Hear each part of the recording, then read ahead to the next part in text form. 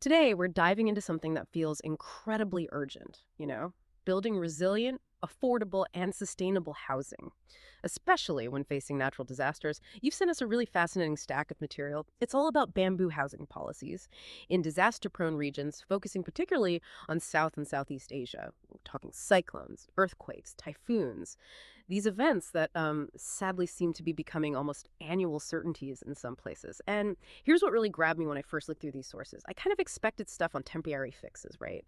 But the material points to something much bigger. That bamboo, often dismissed with that old poor man's timber label, it's actually re-emerging as a serious contender for permanent, resilient housing, not just a stopgap. It's positioned as a cornerstone for climate-adapted living. Yes, and what's truly compelling here is watching how this, well, ancient material, with all its inherent strengths, is being seriously reevaluated. And not just by the communities who've always used it, but by governments, by major humanitarian organizations.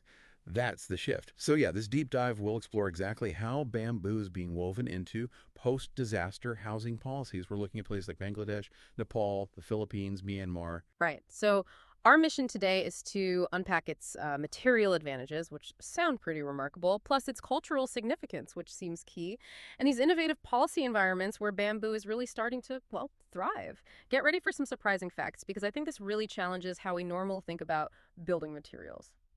Okay, let's unpack this. So, before I jump into specific country examples, let's just set the stage a bit. Globally, our sources, they really hammer home that the 21st century has seen this dramatic rise in climate-related disasters. Asia, it seems, bears the brunt over 40% of the world's catastrophes annually. That's huge. Now, standard reconstruction. Concrete and steel. It faces massive hurdles. Think about the high costs, the incredibly slow response times sometimes, and the huge carbon footprint. I mean, the construction sector alone, nearly 40% of global CO2 emissions. That's staggering. It really is. And this raises that critical question. What else can we use? What are the viable alternatives? And this is precisely where bamboo, well, truly shines. It offers a pretty powerful antidote to many of these challenges. Take its strength, for example. It boasts a tensile strength comparable to mild steel. We're talking up to 370 megapascals. Now, what that means practically is it allows structures to flex, to bend during an earthquake rather than just cracking or collapsing. Or it can withstand cyclonic winds, over 200 kilometers per hour. It's incredibly resilient. Wow, steel-like strength. That really reframes it, doesn't it? It's not just some flimsy grass. But in disaster zones, speed is also critical. How does bamboo stack up there? Is it fast-growing? Oh, absolutely. That's another major advantage. Unlike timber, which, can take decades to mature, bamboo is ready for harvest in just 3 to 5 years. A massive difference. So that ensures a continuous, reliable supply. Good for immediate emergency relief and for those longer-term rebuilding efforts. And then there are the carbon benefits. Significant. It absorbs CO2 faster than many tree species. Plus, when you integrate it with things like biochar production, which we'll probably get into, it can even open doors for carbon credit financing. Okay, so it's strong, it's fast-growing, it's good for the planet, checks a lot of boxes. But what about the people? The communities actually living in these regions. The human side of recovery is just so vital. Crucial. Absolutely crucial. And this is where that cultural familiarity becomes a huge asset. Across Asia, communities have literally centuries of experience working with bamboo. It's part of the landscape, part of the culture. This deep-rooted acceptance means projects using bamboo are just far more likely to be embraced, adapted locally, and sustained over time by the people themselves. And cost effectiveness.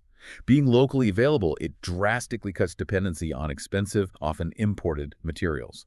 The IOM, that's the International Organization for Migration in Cox's Bazar, they estimate that using treated bamboo poles saves over $2.5 million for every 50,000 shelters built, simply by extending the lifespan. $2.5 million. That's a huge saving, a total game changer for aid budgets, surely. So when you line it against timber, concrete, steel, our sources consistently show bamboo having this very high strength-to-weight ratio, highly disaster resilient, like you said, a negative carbon footprint overall, low to moderate cost, and high cultural acceptance. It really makes the case that, especially under disaster conditions, treated bamboo isn't just a compromise. It can be a superior material. That's the argument emerging, yes. And governments are starting to take notice, right? You mentioned the Philippines post-Haiyan Nepal after the earthquake. They're promoting bamboo in official guidelines now. They are. It's slow sometimes, but the shift is happening. It really does feel like a paradigm shift is underway. Okay, so armed with that background on bamboo's potential, let's zoom in. Let's talk Bangladesh, specifically Cox's Bazar, which our sources really highlight as this kind of living laboratory for green shelter and finance. What's making this region home to the world's largest refugee settlement such a focal point for rethinking humanitarian aid? Well, the situation in Cox's Bazar is pretty unique and intensely challenging. You've got over 500,000 Rohingya refugees facing this constant barrage. Annual monsoon flooding, cyclones, landslides, even fires. And all this is happening while humanitarian grants, the traditional funding source, are shrinking. So it creates this protracted crisis where the old funding models just aren't sustainable anymore. They can't keep up. What's really fascinating and quite groundbreaking is the IOM's initiative there, Sustainable Finance for Green Shelters and Settlements. Oh, It's a big deal because it's explicitly trying to link what they call green operational assets, think carbon credits, renewable energy credits, waste credits, linking those directly to credit-based financing. The goal is to reduce that dependence on unpredictable donor cycles. Yeah. And bamboo, it sits right at the heart of this whole pivot. okay, so bamboo is central, but given its, historical reputation for rotting quickly, how is it durable enough to anchor such an ambitious long-term financial plan? What changed? Right, that's the key question. And the answer is treatment, proper treatment. See, during the initial emergency response, huge amounts of bamboo were used, over 24 million stalks, or culms, but it was untreated. And predictably, it degraded within months. Termites, beetles, fungi, it just fell apart. This drove unsustainable harvesting and costs just kept spiraling upwards. So the bamboo treatment facility, the BTF, was specifically set up to break that destructive cycle. Its main job is to extend the service life of the bamboo poles from maybe 6 months, untreated, up to around 3 years, or even longer with maintenance. And that change, that extended lifespan, is what generates those massive savings we talked about, roughly 2.5 million US dollars for every 50,000 shelters. Incredible. So it transforms it from something purely temporary, a stopgap, into something much more robust, something you can actually build on, literally and financially. Exactly. It becomes a durable asset. As of early 2025, the figures show the BTF has treated well over 1.3 million 6-meter borax poles. It consistently treats around 1,000 poles a day, but it has the capacity to ramp up significantly for big construction pushes. And it's a major local employer, too. Staffed by this flexible workforce, 100 to 300-day laborers, mostly from the host community. Around 20% are women, which is great, showcasing a strong livelihood impact. And interestingly, beyond just IOM's own needs, the BPF even treats bamboo for other aid organizations working there, currently at no charge. Really? That fosters sector-wide resilience then. It does, though IOM is looking into cost recovery models for the future, understandably. Makes sense. And you mentioned something earlier. It doesn't just stop at treating the poles. There's this circular economy thing with biochar. Yes, that's another really neat part of the system. The cutoffs from trimming each pole, they average about 0.85 kilograms per culm. That creates a steady feedstock for biochar. Biochar is essentially a type of engineered charcoal. So depending on daily throughput, they're producing anywhere from 850 to over 2,100 kilograms of biochar every day. Wow. What do they do with it? Well, first, it's actually used right there to help filter the liquids used in the bamboo treatment process itself, closing the loop. But then, the resulting biochar can be valorized, basically, turned into something valuable. It can be used to enrich soil for agriculture, enhance compost, maybe even serve as a component for clean cooking fuel briquettes. And this opens up really clear opportunities for potentially earning carbon credits, maybe biodiversity credits, or just selling it on local markets. It effectively turns what was waste into a potential revenue stream. That's brilliant. So the BTF isn't just treating bamboo, it's becoming this hub for sustainable development and potentially diversifying income streams away from just donations. Precisely. It's much more than just a treatment plant. Okay, so they have this durable, treated bamboo. How does that translate into the actual shelters? Are there innovative designs using this material? Yeah, the treated borax bamboo becomes the primary framing material for the typical shelters you see in the camps. That extended lifespan means the basic structure, the frame, can now survive multiple monsoon seasons and strong winds. Failure modes shift away from rapid decay towards things like connections or foundations, needing repair issues that are much more manageable with decent construction detailing and maintenance. Okay, so better standard shelters. What else? They also deploy what are called lime-stabilized soil shelters, or LSS shelters. These are different. They're primarily used strategically for things like fire breaks between blocks of shelters or as more robust community buildings for extreme weather. These LSS shelters are incredibly labor-intensive to build, needing about 160 person days per shelter. But they're built using cash for work programs, which has provided skills training for thousands of refugees. So there's a direct livelihood benefit there, too. Ah, I see. So it's a layered approach to risk reduction. You have the LSS shelters providing these critical fire corridors and safer points, while the treated bamboo frames make up the bulk of the day-to-day housing stock, much more resilient than before. Exactly. It's about combining different solutions for different needs and risks. So let's pull back again. What does this all mean for the bigger picture of financing humanitarian aid? A sector, let's face it, often seen as perpetually cash-strapped.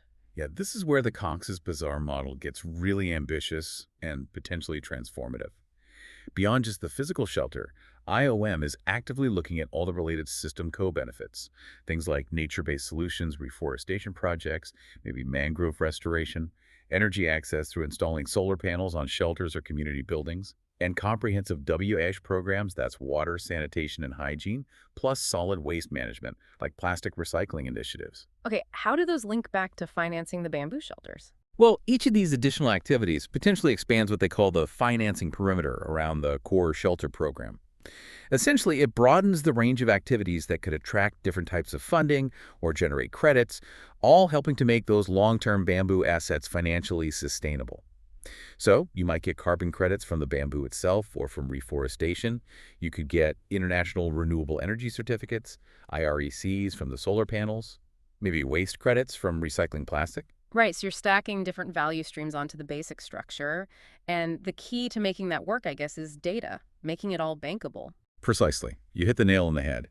Data is the absolute currency of green finance. The BTF, for instance, already meticulously tracks its treated bamboo volumes, the biochar yields, water usage, chemical consumption, all these key metrics. The next step is extending that rigorous data collection to the shelter life cycle itself, tracking installation dates, maintenance cycles, repairs. This builds credible, verifiable data models needed for things like carbon credit verification. You need that robust MRV monitoring, reporting, and verification system. Makes sense. And this whole data-driven, holistic approach, when combined with blended finance structures, things like upfront credit purchases, financial guarantees to lower risk, maybe concessional loans, it's all designed to de-risk these kinds of investments and make them more attractive to private sector partners, even in challenging humanitarian contexts. It sounds incredibly complex, but also potentially very powerful. It is, and the lessons coming out of Bangladesh are really quite clear for policymakers everywhere. Durability is what unlocks policy acceptance. One central facility like the BTF can serve many actors and markets. Finance really does follow good data. Blending different finance types de-risks investment. And aligning with national government priorities is crucial for long-term success and scale-up. Wow. Okay, Bangladesh is clearly pushing the boundaries, a real leader here. But our sources also point to important successes and lessons from other disaster-prone regions. What stands out from Nepal, for example, especially after that devastating 2015 Gorkha earthquake? Nepal is a really interesting case. After that terrible earthquake, bamboo quickly emerged as a very practical alternative, particularly in rural areas where traditional stonemasonry had failed so catastrophically. Its natural seismic flexibility was key. Structures could bend and sway with tremors, absorbing energy rather than just crumbling. And critically, indigenous bamboo species were widely available locally. Plus, training programs were rolled out relatively quickly, enabling communities to build safer shelters themselves. So the government response, were they initially on board? Initially, there was some skepticism, especially about using bamboo for permanent, fully earthquake-resistant housing. But the reality on the ground, combined with advocacy and demonstration projects, led to a shift. Eventually, the Nepalese government did issue official guidelines specifically for earthquake-resistant bamboo housing designs.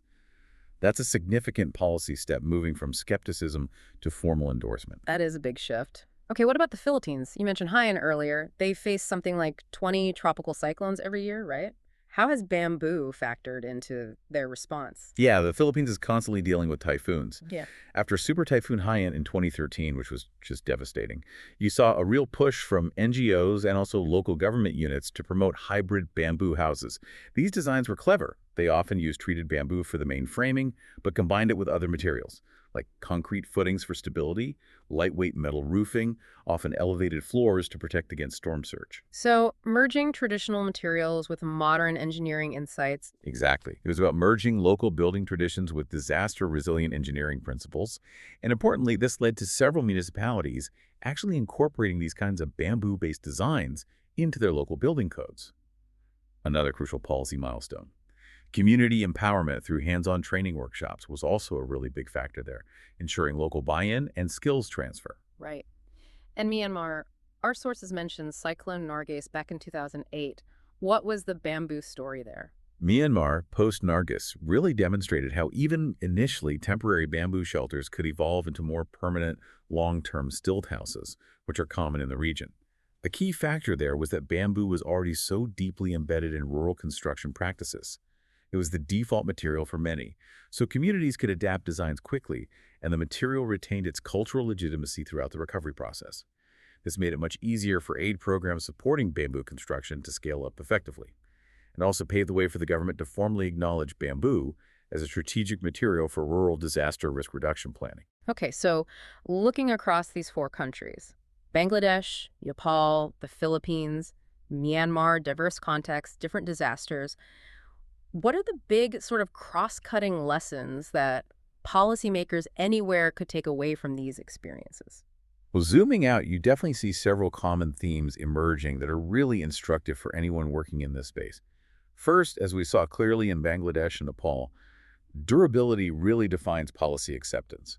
Governments need proof that treated bamboo can last beyond just an emergency phase. They need to see it as a viable long-term solution. Right, the treatment is key. Absolutely.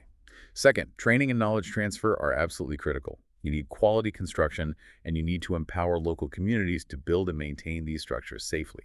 It builds capacity and ownership. Makes sense. Third, innovative financing mechanisms are what enable scaling up. The traditional grant model has limits. Bangladesh's move towards credit-based systems shows a potential path forward. Finance follows the data, as you said. Precisely. Fourth, cultural familiarity matters. It significantly reduces resistance to adoption and makes projects more likely to succeed and be sustained locally. You're working with the grain, not against it. Yeah, that seems vital. And finally, fifth, getting bamboo integrated into national building codes is a major milestone. It formally legitimizes bamboo as a modern, reliable construction material, which is essential for boosting investor confidence and mainstreaming its use. Okay, those are really clear takeaways. Durability, training, finance, culture, and codes. So, with all these clear advantages, these inspiring case studies, why isn't treated bamboo just everywhere in disaster zones already? It sounds almost like a miracle material. What are the stubborn challenges that remain? And what do our sources suggest about the path forward? Yeah, it's a fair question. Despite all this immense promise, there are definitely still obstacles, significant ones. We've talked about treatment, but ensuring access to proper quality-controlled treatment consistently is a challenge. Without it, bamboo still degrades quickly due to pests and fungi. That initial negative perception lingers. Then there's the policy side. Many national building codes still don't fully recognize or integrate bamboo, creating legal and regulatory hurdles for architects and engineers. Right, the code issue again. Exactly. And that stigma, the poor man's timber perception, it still persists in some contexts, unfortunately.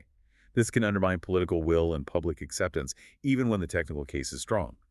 Financing, while evolving with models like in Bangladesh, is still complex, especially attracting private capital at scale to these often high-risk environments. And finally, there's always the environmental risk. If demand booms, you need robust, sustainable harvesting and management practices in place to prevent overexploitation of bamboo forests. Okay, those are definitely real hurdles. So how do we overcome them? How do we truly unlock bamboo's potential globally and finally shake off that outdated poor man's timber image for good? Our sources point towards several clear future pathways, building on the successes we've discussed. One obvious step is replicating successful models like the Cox's Bazar BTF to scale up bamboo treatment facilities in other regions, making durable bamboo more widely available. Another key area is developing and promoting engineered bamboo products. Think laminated bamboo beams, bamboo boards, strand-woven bamboo panels. So moving beyond just the raw poles. Precisely. These engineered products have predictable, standardized properties. They can help reposition bamboo as a modern, high-performance, even aesthetically desirable material suitable for a wider range of applications, including urban construction. It helps compete directly with conventional timber and steel. Okay, that could definitely change perceptions. Absolutely. Then, continuing to integrate bamboo projects with carbon markets and green finance mechanisms, like Bangladesh is pioneering, is crucial for long-term financial sustainability. Regional cooperation could also really help sharing standards, best practices, research findings between countries facing similar challenges, building regional knowledge networks. Makes sense. Learn from each other. And finally, and perhaps most critically, ensuring that bamboo projects are always designed with community-centered livelihoods at their core. Resilience isn't just about the physical structure. It's about economic stability and empowerment for the people living there. Linking bamboo cultivation, treatment, and construction to local jobs and income generation is key to making resilience truly holistic and lasting. That link between the material and the economic resilience seems absolutely vital. So wrapping this up, what does this all mean for you, our listener? Our deep dive today, I think, really reveals that bamboo is so much more than just a building material. It's emerging as a genuine platform for resilience.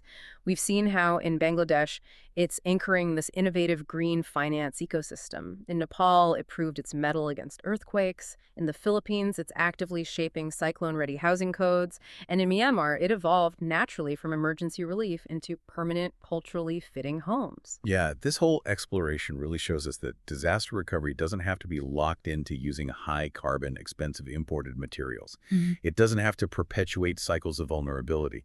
By harnessing a material that's renewable, incredibly flexible, strong, and deeply culturally rooted, we actually can create homes and communities that don't just survive disasters, but that also help sustain lives and livelihoods afterwards in a way that's truly dignified and empowering. You've been on quite a journey with us today, uncovering how this, well, ancient grass is really shaping modern resilience strategies in some surprising ways. We really hope this deep dive has given you a useful shortcut to being well informed on this, maybe with some new facts and perspectives to think about. But maybe we'll leave you with this final thought to chew on. Based on everything we've seen, bamboo isn't just the future of housing in disaster-prone regions. In many ways, it's the present, just waiting to be recognized, invested in, and scaled up appropriately. So what stands out to you? How do you see bamboo potentially transforming our approach to sustainable, equitable housing, maybe even where you live? Lots to think about there. Thanks for diving deep with us. We'll be back soon with another stack of your sources to unpack.